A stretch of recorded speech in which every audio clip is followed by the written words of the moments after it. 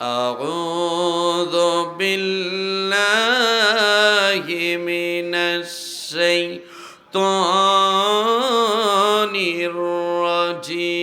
الرجيم بسم الله الرحمن الرحيم يا أيها الذين آمنوا كتب عليكم الصيام كما كتب على الذين من قبلكم لعلكم تتقون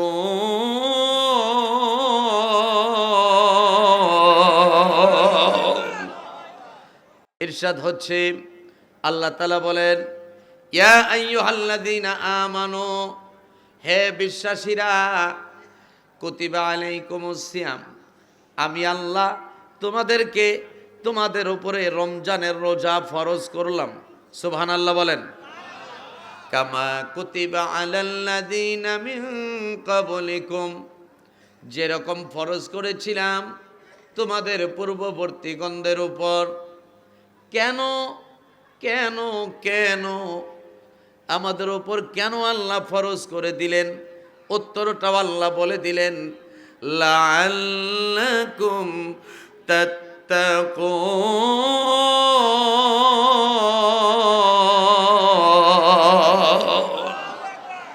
এই রোজার মাধ্যমে যাতে করে তোমরা তাকওয়া অবলম্বন করতে পারো খোদাভীতি অর্জন করতে পারো আল্লাহর সন্তোষ অর্জন করতে পারো বলুন না সুবহানাল্লাহ এই ছেলে সোজা বসাই উঠা বসা করবো না আমার ভাইরা রে আল্লাহ বলে দিলেন লাআল্লাকুম তাত্তাকুন রোজার বিনিময়ে তাকওয়া অর্জন করবে সুবহানাল্লাহ কোন তাহলে বোঝা যাচ্ছে রোজার মাধ্যমে আমরা তাকওয়া অবলম্বন করব কথা বলেন ঠিক কিনা তাকওয়া অর্জন করতে চাইলে রোজা রাখার দরকার আছে না নাই আওয়াজ দিয়ে বলেন আছে না নাই রমজানের রোজা এমন একটা ইবাদত যে ইবাদতের মাধ্যমে আল্লাহ বান্দার গুনাহ জ্বালিয়ে পুড়িয়ে ভস্ম করে দেন সুবহানাল্লাহ কোন রমজান শব্দটি রমজ বলতে হতে নির্গত রমজ শব্দের আবিধানিক অর্থ হলো জ্বালিয়ে দেওয়া রমজ শব্দের আবিধানিক অর্থ হলো পুড়িয়ে দেওয়া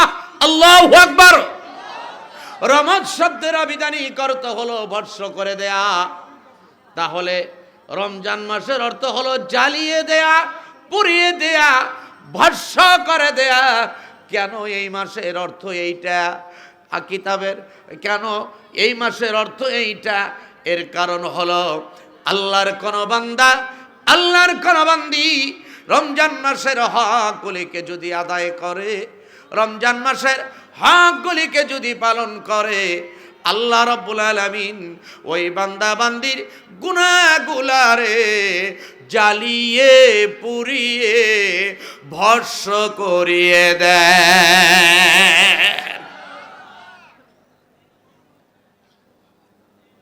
আল্লাহ রাব্বুল আলামিন বান্দা বান্দির জন্য যতগুলো মাস দিয়েছেন তার মধ্যে সর্বোত্তম মাস হলো রমজান মাস সুবহানাল্লাহ কোন হাদিসের মধ্যে এসেছে وعن أبي هريرة رضي الله تعالى عنه قال قال رسول الله صلى الله عليه وسلم من صام رمضان إيمانا واحتسابا غفر له ما تقدم من ذنبه ومن قام رمضان إيمانا واحتسابا غفر له ما تقدم من جنبه ومن قام ليلة القدر إيمانا واحتسابا غفر له ما تقدم من جنبه ومن قام ليلة القدر إيمانا واحتسابا غفر له ما تقدم من جنبه من حرم خيرها فقد حرم রাওয়াহুল মুত্তাফাকুন আলাইহি।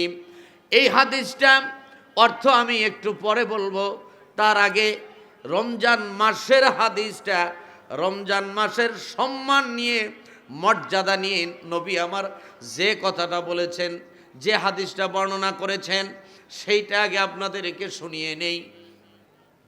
وعن أبي هريرة رضي الله تعالى عنه قال قال رسول الله صلى الله عليه وسلم إذا جاء رمضان فتحت أبواب الجنة سبحان الله বলেন فتحت أبواب الجنة وغلقت أبواب النار وصفدت الشيطان وفي روايتي وسلسلة الشيطان। হযরত আবু হুরায়রা রাদিয়াল্লাহু তাআলা আনহু হতে বর্ণিত, তিনি বলেন নবীজি মুহাম্মদুর রাসূলুল্লাহ সাল্লাল্লাহু আলাইহি ওয়াসাল্লাম বলেছেন, ইযা জাআ রমাদান, যখনই রমজান মাস আসে, ফুতিহাত আবওয়াবুল জান্নাহ, আল্লাহ জান্নাতের সব দরজা খুলিয়া দেয়।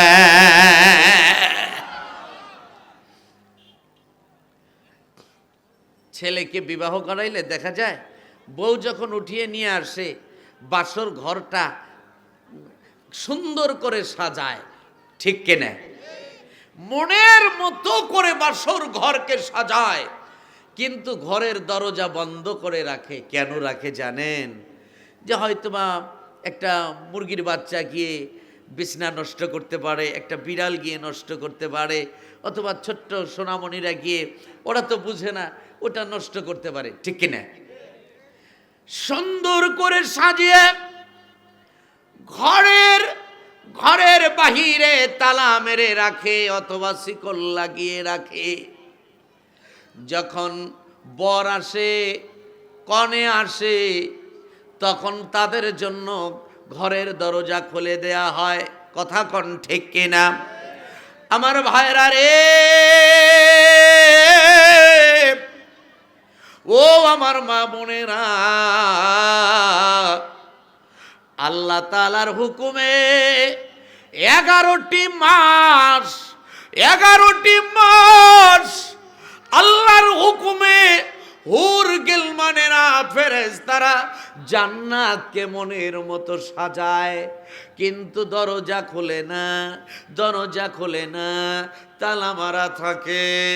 আমার নবী বলেন, ইদা জাআ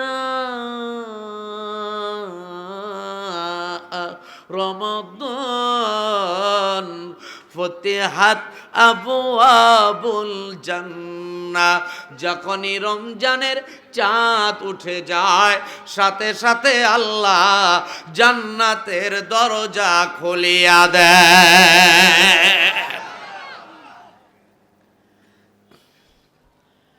ফুতিহাত আবওয়াবুল জান্নাহ ওয়া গুল্লিকাত আবওয়াবুন নার। আল্লাহু আকবার। আল্লাহ রাব্বুল আলামিন শুধু জান্নাতের দরজাই খুলে দেন না, জান্নাতের দরজাই খুলে দেন না, ওয়া গুল্লিকাত আবওয়াবুন নার, জাহান্নামের দরজা বন্ধ করে দেন। সুবহানাল্লাহ বলেন। ওয়া সুফিদাতিশ শাইতান, শয়তানগুলারে জেলখানায় ঢুকিয়ে দেন। অফি রাওয়ায়াতি, অপর বর্ণনায় এসেছে, ওয়াসুলসিলাতি শাইতান, শয়তানগুলারে শৃঙ্খলাবদ্ধ করে দেন। রাওয়াহুল মুত্তাফাকুন আলাইহি। এই হাদিসটি ইমাম বুখারী এবং মুসলিম রহমাতুল্লাহি আলাইহি তারা তাদের নিজ নিজ গ্রন্থের মধ্যে উল্লেখ করেছেন। অর্থাৎ হাদিসটি বুখারী শরীফের মধ্যে আছে, আবার মুসলিম শরীফের মধ্যেও আছে। বলুন না সুবহানাল্লাহ। ভাইরা রে আমার, রমজান মাসের ফজিলত, রমজান মাসের গুরুত্ব বুঝাইলাম। এখন রমজান মাসে যারা রোজা রাখবে তাদের ফজিলত আছে না নাই? তাদের লাভ আছে না নাই? যেভাবে কইলেন তাতে মনে হয় সামান্য একটু করে লাভ আছে। কি গো, লাভ আছে? আওয়াজ দিয়ে বলেন আছে। আরো জোরে বলেন আছে। যে মানুষগুলো রমজান মাসের হক আদায় করবে রে, যেই মানুষগুলা রমজান মাসের হক আদায় করবে, আল্লাহ তাআলা তাদেরকে কেমন পুরস্কারে পুরস্কৃত করবেন? নবী আমার বলেন, মান সামা রমাদান ঈমানাও ওয়া ইহতিসাবান গুফিরা লাহু মা তাকাদ্দামা মিন জামবিহি। আল্লাহর কোন বান্দা, আল্লাহর কোন বান্দি রমজান মাসের রোজাগুলিকে যদি পালন করে, রমজানের রোজার বিনিময়ে আল্লাহ তাআলা ওই বান্দা বান্দির পূর্বের জীবনের সকল গুনাহগুলা মাফ করে দেন। সব গুনাহ মাফ, একটাও থাকে না। জোরে বলুন সুবহানাল্লাহ। আমার ভাইরা, যেমন মনে করেন এই যে আমি একটা জামা পরেছি, জুব্বা, সাদা কাপড়, এখন এই কাপড়ে ময়লা লেগেছে, ময়লা পরিষ্কার করার জন্য সাবানের প্রয়োজন। কথা বলেন ঠিক কিনা? ময়লা পরিষ্কারের জন্য সাবানের প্রয়োজন, কিন্তু ময়লাও পড়েছে আবার স্মৃতিও পড়েছে। মানে যে কালো ফোঁটা ফোঁটা, এগুলোকে আপনারা কি বলেন? স্মৃতি বলে না?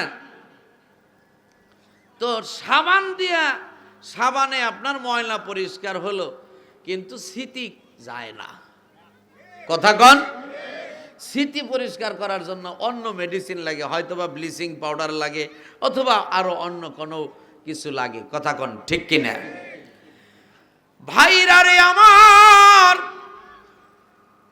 সাধারণ গুনাহ আল্লাহ রমজানের রোজা দ্বারা মাফ করে দেন। সুবহানাল্লাহ কন। তো কিন্তু তোমার অন্তরে পড়েছে, তোমার অন্তরে ময়লা তো পড়েছে, আবার স্মৃতিও পড়েছে। তাহলে এই স্মৃতি পরিষ্কার করার জন্য আরো কিছু মেডিসিনের দরকার। কথা কন ঠিক কিনা? আমার নবী বলে,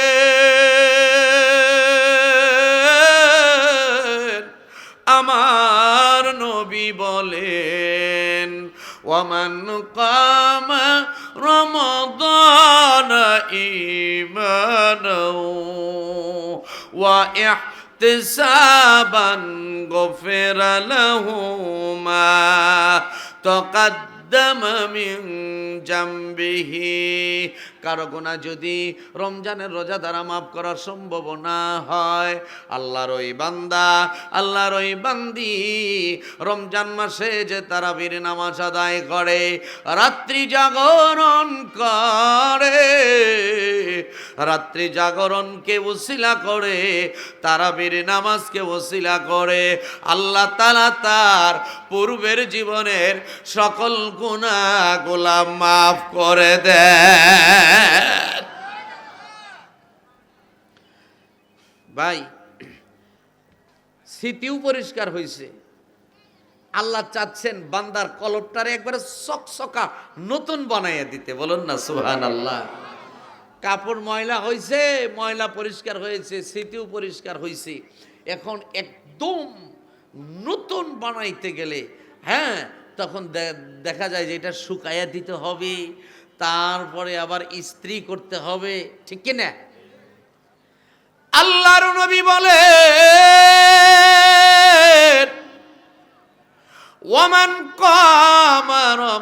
ওয়ামান কামা লাইলাতুল কদরি ঈমানাও ওয়া ইহতিসাবান গুফিরা লাহু মা তাকাদ্দামা মিন জামবিহি।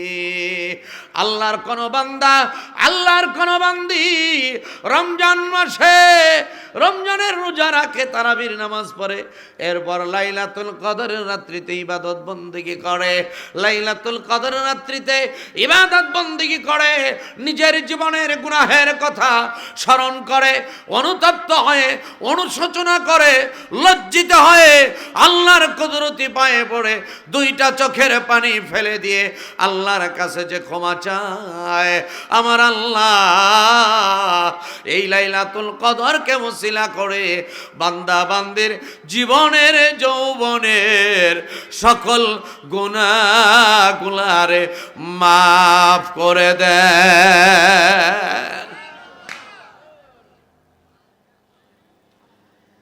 লাইলাতুল কদর, কদর মানে সম্মান, কদর মানে কি? লাইলাতুল কদর সম্মানিত রজনী, বলুন না সুবহানাল্লাহ। একদিন নবীজি মুহাম্মদুর রাসূলুল্লাহ সাল্লাল্লাহু আলাইহি ওয়াসাল্লাম সাহাবীদেরকে বলতেছেন, ও সাহাবীরা, আমাদের পূর্ববর্তী যুগে অমুক নবী ছিলেন, মানে বিভিন্ন নবী রাসূলদের কথা বলতেছেন, তারা 100 বছর 200 বছর 500 বছর জীবিত ছিলেন। নবী রাসূলদের উম্মতদের কথা বলতেছেন, তারা লম্বা সময় হায়াত পেয়েছিলেন, তারা লম্বা সময় ইবাদত বন্দেগীতে কাটাইছেন।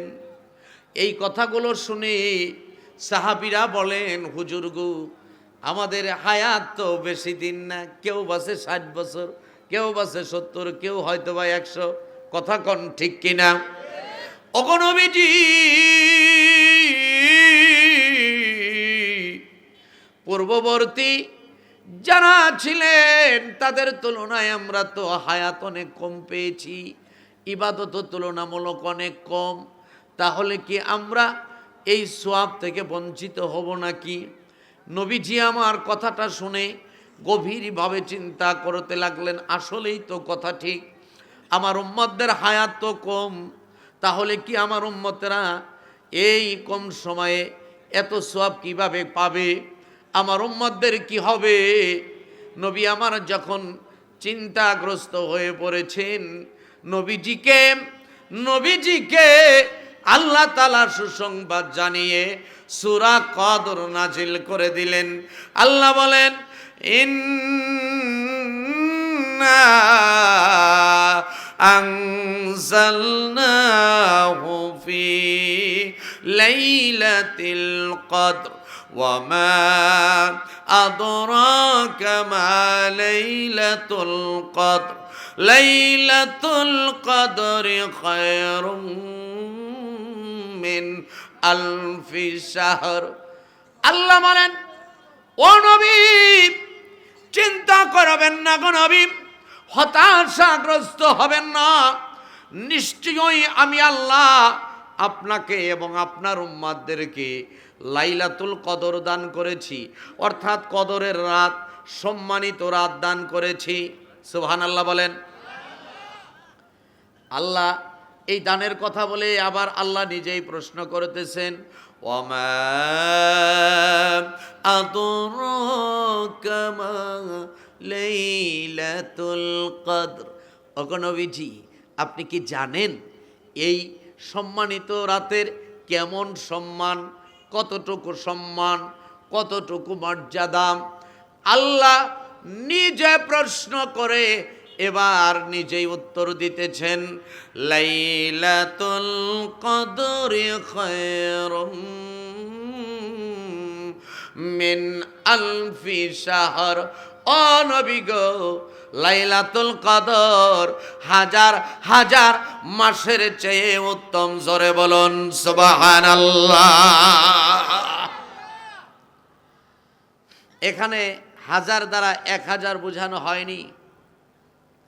যখন সূরা আল কদর নাজিল হয় তখন আরবের মধ্যে সর্বোচ্চ গণনা ছিল 1000। সর্বোচ্চ গণনা কত? কথা বলেন, সর্বোচ্চ গণনা? যেমন আমাদের এখন বর্তমান সময়ে সর্বোচ্চ গণনা দেখেন, একক, দশক, শতক, হাজার, অযুত, লক্ষ, নিযুত, কোটি। এরপরেও আবার গণনা আসছে মিলিয়ন, বিলিয়ন, ট্রিলিয়ন। কথা বলেন ঠিক কিনা? কিন্তু যখন সূরা কদর নাজিল হয়, সর্বোচ্চ গণনা ছিল 1000। এই 1000 দ্বারা আল্লাহ 1000 বোঝান নাই, 100,000 বোঝান নাই, 1,00,00,000 বোঝান নাই। আল্লাহ আমার নবীকে বলতেছেন, ওগো নবী, সর্বোচ্চ সময় ইবাদত করলে যত পরিমাণ সওয়াব হবে, লাইলাতুল কদরের রাত্রিতে আপনারা ইবাদত করবে, আপনার উম্মতের ইবাদত করবে, আমি আল্লাহ তত পরিমাণ সওয়াব দান করে দিব।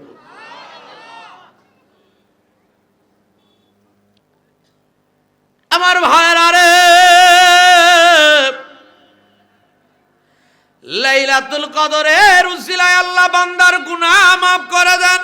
আল্লাহু আকবার। রমজান মাসের উসিলায়, লাইলাতুল কদরের উসিলায়, তারপর কিয়ামুল লাইলের উসিলায়, তারাবির নামাজের উসিলায় বান্দার গুনাহ মাফ করে দিলেন। বান্দার অবস্থানটা কেমন হবে? অপর এক হাদিসের মধ্যে এসেছে, কালা রাসূলুল্লাহি সাল্লাল্লাহু আলাইহি ওয়াসাল্লাম, মান সামা রমাদানা ঈমানাও ওয়া ইহতিসাবান আউয়ালুহু ইলা আখিরিহি খরাজা মিন জুনুবিহি কায়াউমি ওয়ালাদাতুহু উম্মুহু। আমার নবী বলেন, মান সামা রমাদান ঈমানান ওয়া ইহতিসাবান আউয়ালুহু ইলা আখিরিহি, কোন ব্যক্তি যদি রমজানের রোজাগুলিকে পালন করে, শুরু থেকে নিয়ে, আউয়াল মানে শুরু, আউয়াল মানে আওয়াজ দিয়ে বলুন, আউয়াল মানে, আখের মানে শেষ, আখের মানে কি? শেষ। আউয়ালুহু ইলা আখিরিহি, কোন ব্যক্তি যদি রমজানের শুরু থেকে নিয়ে শেষ পর্যন্ত হকগুলিকে সঠিকভাবে পালন করে, খরাজা মিন জুনুবিহি, মানুষটা, জোরে সরে বলি সুবহানাল্লাহ।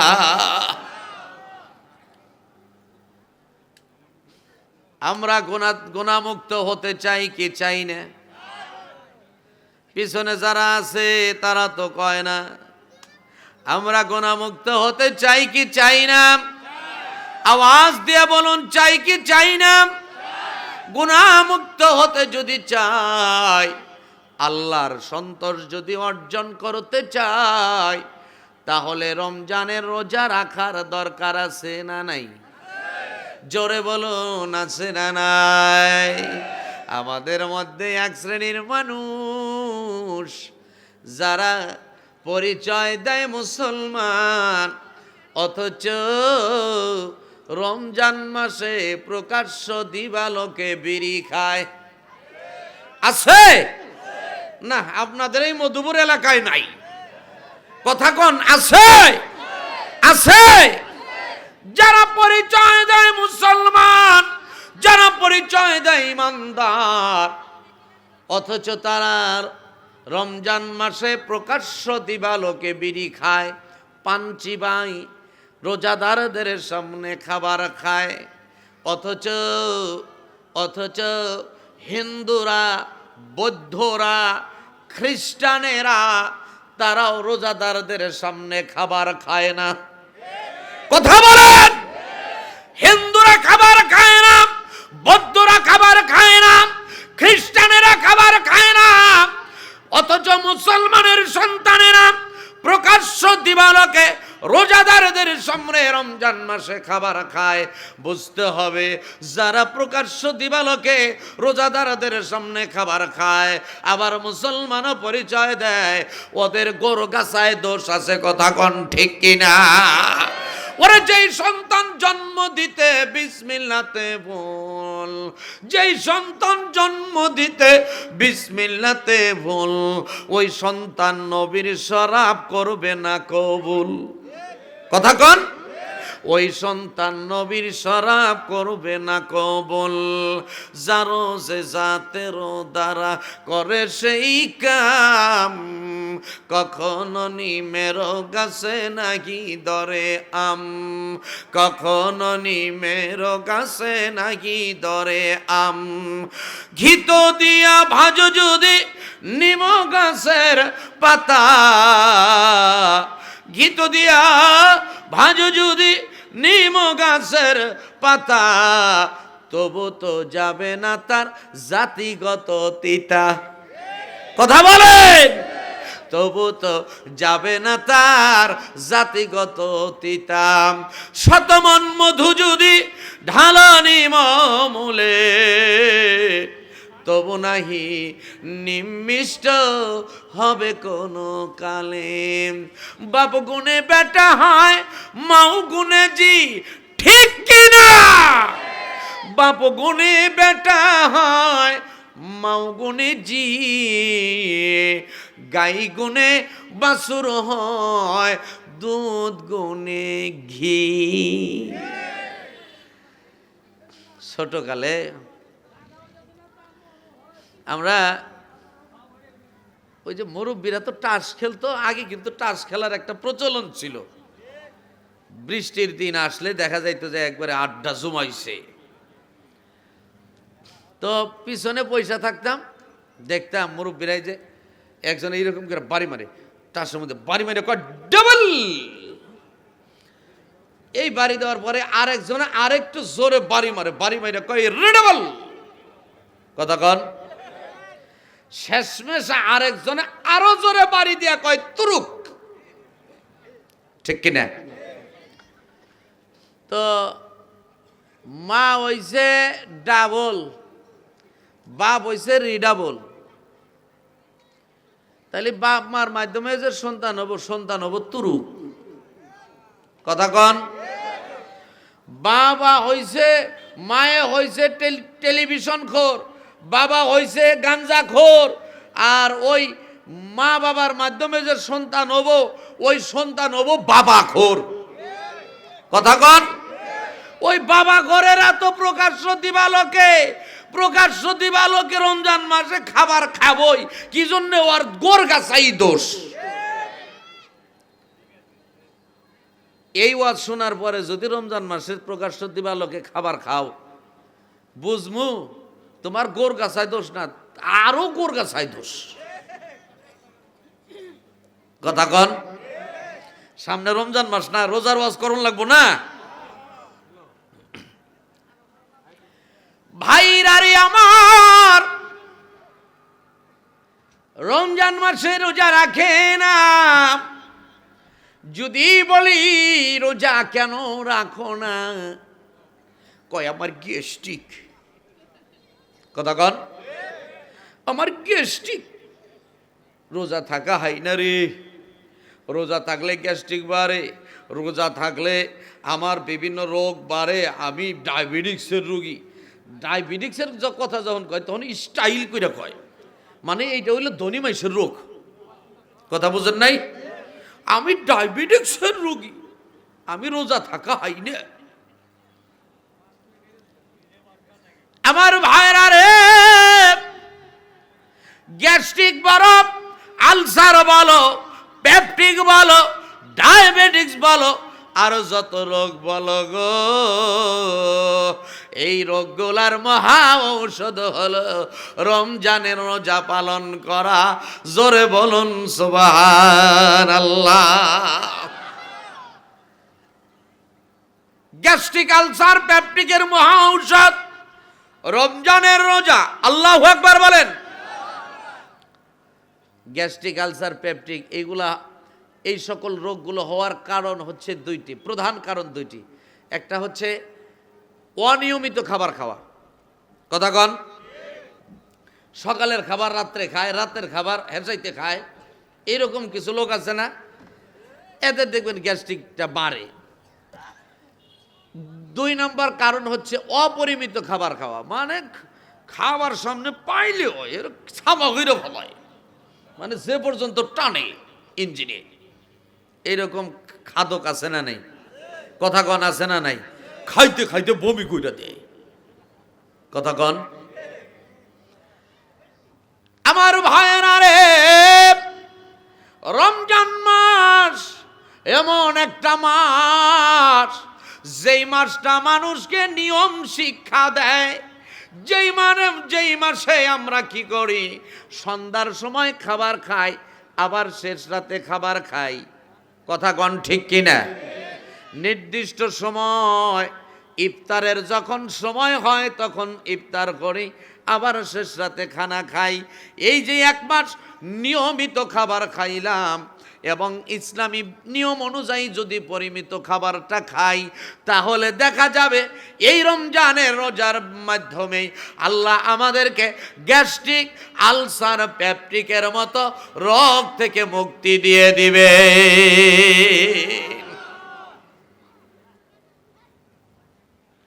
আমরা বেশি দিন বাঁচার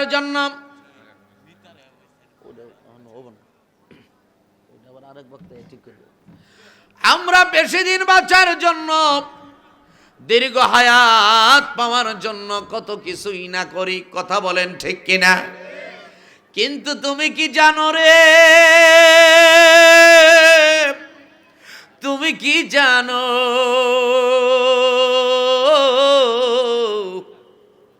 তুমি কি জানো,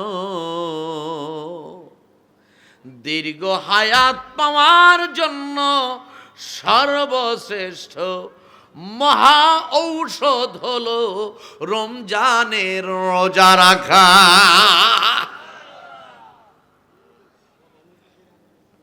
খাবারের মাধ্যমে রমজানের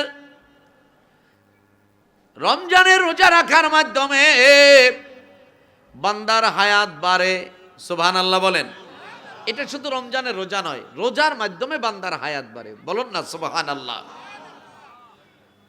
একটা উদাহরণ দেই। চিকিৎসা বিজ্ঞানীগণ কিছু ইঁদুরের উপর গবেষণা করলাম। কিসের উপর? কথা বলেন। আপনারা কি ইঁদুর চিনেন? এন্দুর এন্দুর এন্দুর এখন এই যে চিনছে ভালো। চিকিৎসা বিজ্ঞানীরা কিছু ইঁদুরের উপর গবেষণা করলেন। এক পাশে কিছু ইঁদুর রাখলেন, ইঁদুরগুলোকে ইচ্ছে মতো খাবার দিলেন, যে যত ইচ্ছা খা, জন্মের খাওয়া খা। আরেক পাশে কিছু ইঁদুর রেখেছেন, ইঁদুরগুলোকে পরিমিত খাবার দেন, যা না হলেই নয়, যতটুক না হলেই নয় ততটুক পরিমাণ খাবার দেন। ভাইরারি আমার, যে ইঁদুরগুলোকে ইচ্ছামতো খাবার দিচ্ছেন, যে যত ইচ্ছা খা, এই ইঁদুরগুলো কিছুদিনের মধ্যে একেবারে মোটা তাজা হয়ে গেল। খাবার ইচ্ছা মতো দিলে মোটা তাজা হবে না? কথা কন, হবে না? আর মোটা তাজা বেশি হইলে স্ট্রোক করার সম্ভাবনা কম না বেশি? কথা কন, কম না বেশি? মনে করেন যে ইঁদুরগুলোকে ইচ্ছা মতো খাবার দিয়েছে, একেবারে নাতুস নতুস হয়েছে, নাতুস নতুস হয়ে একটু রোদ উঠলেই, গরম আসলেই ডাবুস ডুবুস করে পইরা মইরা যায়। কথা কন। কিন্তু যেগুলো ওই যে শুকনো, মানে একদম পরিমিত খাবার দিয়েছে, ওই ইঁদুরগুলো তার মোটা তাজা হয়নি।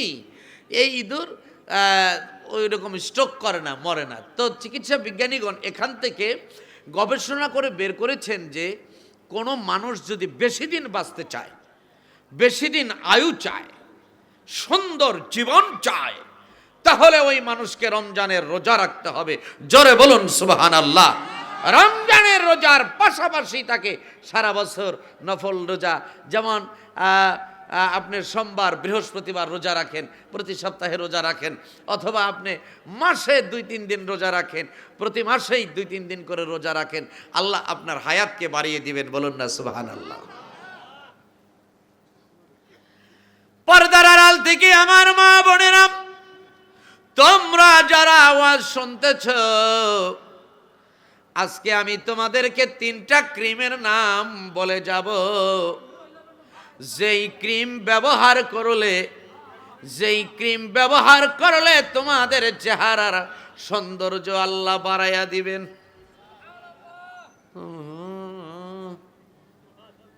মানে আওয়াজও বাড়ি যায় না। সুবহানাল্লাহ কন, আরো জোরে। ও মা বোনেরা রে, তোমাদের জন্য 3টা ক্রিমের নাম বলে দিব। এই 3টা ক্রিম যদি তোমার সাথে সম্পৃক্ত করতে পারো তাহলে তোমাদের চেহারা ভালো হবে। শুধু মা বোনদের চেহারাই ভালো হবে না, আমার চাচা মিয়াদের ভাইজানদের চেহারাও ভালো হবে, পুরুষ মহিলা উভয়ের চেহারা ভালো হবে। 1 নাম্বার ক্রিম হলো নামাজে সেজদায় বেশিক্ষণ সময় কাটানো, রুকুতে গিয়া সময় কাটানো। যারা রুকু করবে, যারা সেজদা করবে, ওই মানুষগুলার চেহারা আমার আল্লাহ ভালো বানায়া দিবে। 2 নাম্বার ক্রিম হলো নামাজের আগে ওযু করা। যত বেশি ওযু করবে চেহারার নূর আল্লাহ বাড়াইয়া দিবেন। জোরে কোন, যত বেশি ওযু করবে চেহারার নূর আল্লাহ বাড়াইয়া দিবেন। 3য় নাম্বার ক্রিম হলো রোজা রাখা। যে যত বেশি রোজা রাখবে আল্লাহ তাআলা তার চেহারার সৌন্দর্য তত বাড়িয়ে দিবে।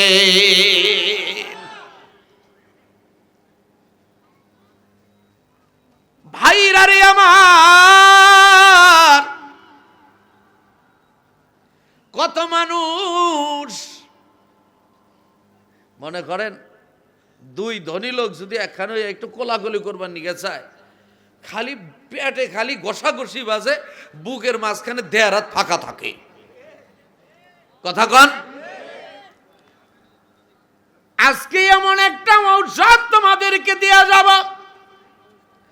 এই ঔষধটা তুমি যদি তোমার জীবনে প্রয়োগ করতে পারো, তোমার ভুঁড়ি, তোমার মেদ ভুঁড়ি কমে যাবে। বলুন না সুবহানাল্লাহ। ভাইরা রে,